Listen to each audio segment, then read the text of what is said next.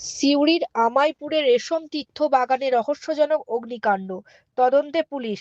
সিউড়ি ১ নম্বর ব্লকের আমাইপুর গ্রামে অবস্থিত রেশম তীর্থ বাগানে রহস্যজনকভাবে ভয়াবহ অগ্নিকাণ্ডের ঘটনা ঘটেছে। স্থানীয়দের দাবি এটি স্বাভাবিক দুর্ঘটনা নয়।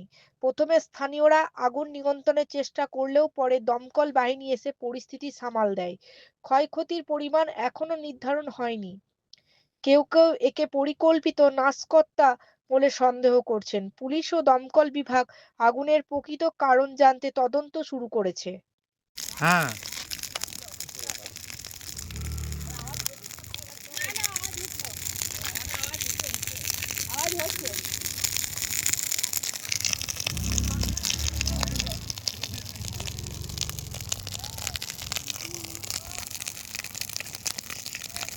এই এ কি করে সব মুড়ে যাবে।